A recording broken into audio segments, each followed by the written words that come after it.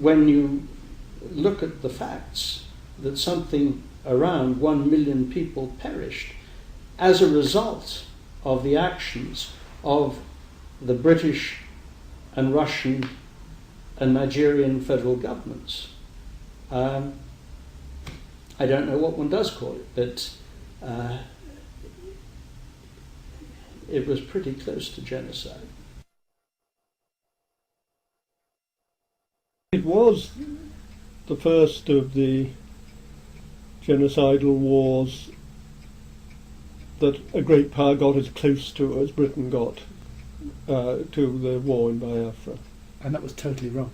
And that was wrong.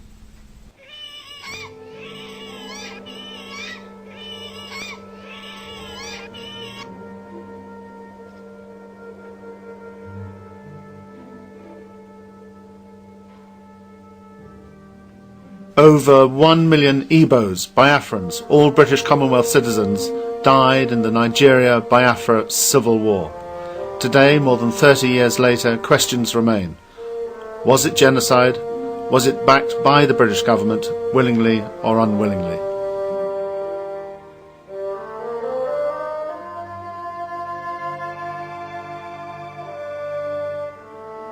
If you have part of the population, or as I say, the whole population being wiped out and murdered without any protection on these grounds, ethnic or religious or economic grounds and so on, you have genocide.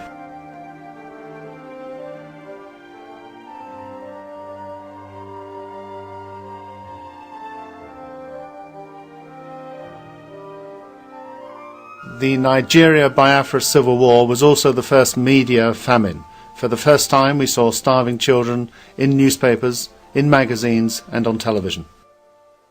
Well, it was very much the sort of headline news in the papers here for a long time, and opinion was greatly divided as between those who felt that that the Igbos had a case and that Nigeria was badly governed and that it was time that something happened and that the Igbos were good people who deserved to be, and others who felt that Nigeria should remain as it was and the boundaries should remain, and if you fiddled about with the boundaries you were going to be in real difficulty, and it was a very bad precedent for other parts of Africa. Nigeria, the richest and most populous nation in Africa. 360,000 square miles, the same size as Britain, France and Germany. 65 million people, 3 major tribes, Hausas in the north, Yorubas in the west, Igbos, Biafrans in the east. Some say the British rigged the odds against the Igbos from the beginning, from even before independence. Of course, we also knew that the elections by 1960 had been rigged. Everybody in the know knew that we had our boys in the north, our puppets, we'd put them in power. They hadn't won at all. The people in the south had won, the nationalists. Some say war was inevitable. The rest of Nigeria had always been jealous of the unity, the strength of the Igbos, the way they had managed to march together to build a better future for themselves and their children. In 1966, the world's attention was focused on Eastern Europe and the brutal Russian invasion of Czechoslovakia.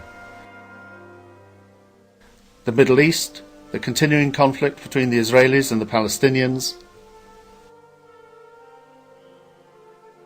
Southeast Asia, the American war in Vietnam and all its horrors. But throughout Nigeria, up to 30,000 Igbos were being attacked and brutally murdered because they were Igbos. It's those who want us to lose the war in Vietnam. It's militants, activists, revolutionaries, anarchists, and communists. That's who it is. To the international community, it was just another African conflict.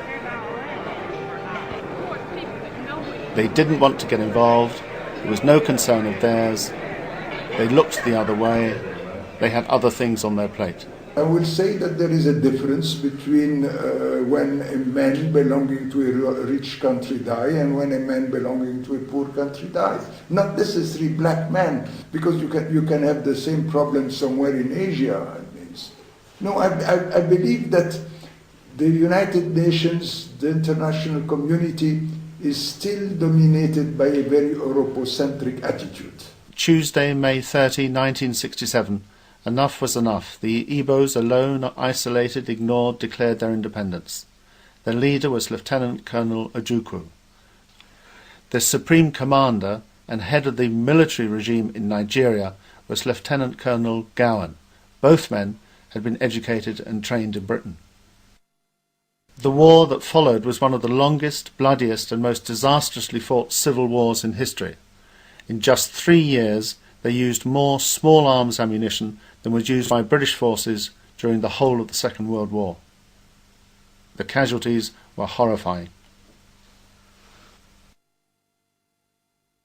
The war was also unlike any other civil war in modern history. The Nigerian government, backed by the British, regularly and deliberately strafed and bombed civilian targets. I saw 10 deliberate bombing attacks on the civilian population, either hospitals or marketplaces, and with no question of any military target being in the vicinity. At precisely 1:30 every day, they come over the town as the marketplace is full, as patients are sitting out on the lawns at hospitals. Here comes the next one. He's just above the mission now. I looked up and I heard the explosion. The convent was still there, but then towards the school there was a cloud of smoke rising up to the sky. The children's ward was the worst. Children's ward got a rocket right through the roof. There was a mother and child killed in bed, and another child was killed in another ward, and another child was cut in half up behind the kitchen. While it was deliberate, they finished an operation. The next 3 hours they come back again. So you could see that kind of thing for 3 days or 4 days.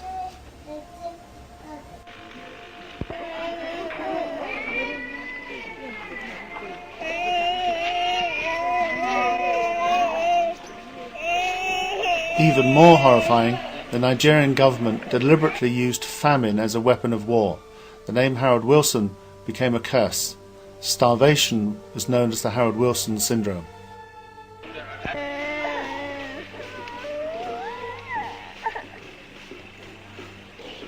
Many people, young and old, rich and poor, went to Biafra to help the starving and the dying.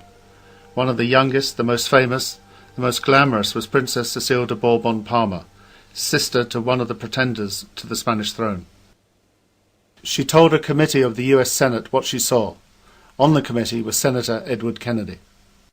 I told him how I have been going out of the Biafra, and that one of the last nights I was with the children and the plane was not coming. And we were very anxious, and I had in my arms a little girl of, I don't know, 10 years old. And she was very anxious herself to see if the plane would come and save her. And finally we hear the motor's engine, the plane is coming. She looked at me, she smiled, and she died. And I looked at Senator Edward Kennedy, and I saw he was crying. Biafra made aid organisations throughout the world what they are today. It enabled them to develop and perfect their emergency feeding and rescue skills that have since then saved millions of lives around the world. It was the school of humanitarian action, Biafra, so I think it was the beginning of a new concept of wars and of the relation between humanitarian personnel, armies and the media. Questions remain unanswered. Was it genocide? Was the bombing and strafing of civilians? Was the deliberate mass starvation of innocent men, women and children backed by the British government, willingly or unwillingly?